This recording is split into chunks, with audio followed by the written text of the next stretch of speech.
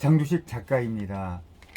요즘에 그 한 여교사의 자살로 이 세상이 시끄럽습니다. 요즘엔 그 신문에 그 여러 가지 기사가 많이 나오는데 제가 지금 그 얘기하는 이야기도 그 한 그 대목입니다. 한번 그 확인해 보겠습니다. 경기도 한 고교 특수학급을 맡은 젊은 여교사는 자폐 발달장애 학생의 반복적인 폭력 행위와 옷 속에 손을 놓는 등 부적절한 신체 접촉에 시달려왔다.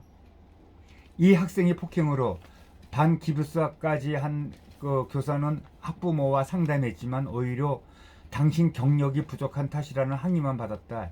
이 학생의 문제 행동이 다른 학생과 교사에게 이어지자 학교교권보호위원회가 출석 정지 5일 처분을 내렸지만은 그 학부모는 학교를 상대로 행정소송을 제기하며 반발했다. 또 아이를 모함했다며 교사를 무고죄로 여러 차례 고소했다.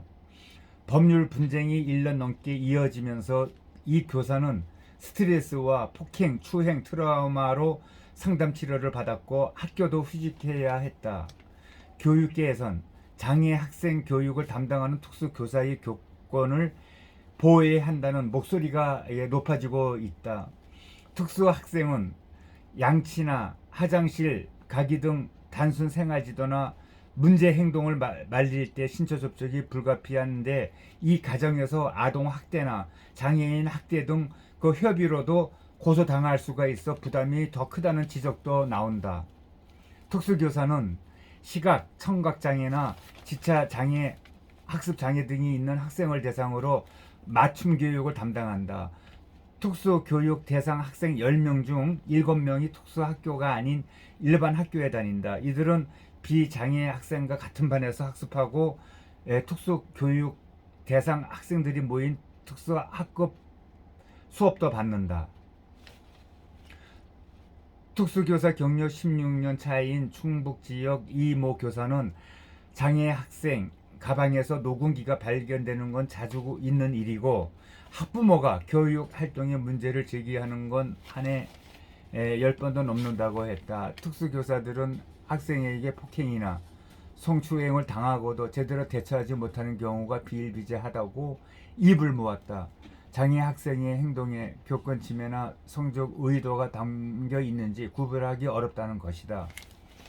경북 지역의 18년차 특수교사 이모 씨는 발달장애 남학생이 여학생 앞에서 바지를 내리거나 교실에서 소변을 보고 같은 반 학생이나 교사를 상대로 폭언이나 폭행을 일삼는 경우도 많다고 했다. 자칫 장애인 학대로도 고소당할 수가 있어서 더욱 몸을 사리게 된다는 것이다. 특히 의사소통이 어려운 학생을 대신에 학부모와 통화하기 위해 휴대전화 번호를 공개하는 경우가 일반적인데 이것도 특수교사에게 큰 부담이 된다고 한다. 시간을 가리지 않고 무리한 요구를 쏟아내는 경우가 적지 않다는 것이다. 혼자서는 앉아있기도 어려운 학생인데 일반 학급에 배정해달라고 막무가내로 요구하는 학부모도 있다고 했다. 특수교사들이 소셜미디어에 올리는 그 글에는 아이의 대변을 손으로 주워 담았다. 또 학생의 자의 흔적을 다른 학생이 볼까봐 몰래 치웠다는 내용까지 나온다. 전국 특수교사 노조는 특수교사와 생활지원 특수교육실무사를 확충해야 한다고 촉구했다. 교육부는 이달 중 발표할 교권 침해 종합 대책에 특수교사를 위한 매뉴얼도 포함한다는 방침을 밝혔다. 특수학교에서는 또 이런 경우도 많이 있네요. 이렇게 그 신문에 나오는 기사를 보지 않으면 이런 그 특수학교에서는 이런 세계가 있다는 것까지도 우리가 일반인들은 몰랐는데 정말 아주 심각한 문제라고 생각합니다.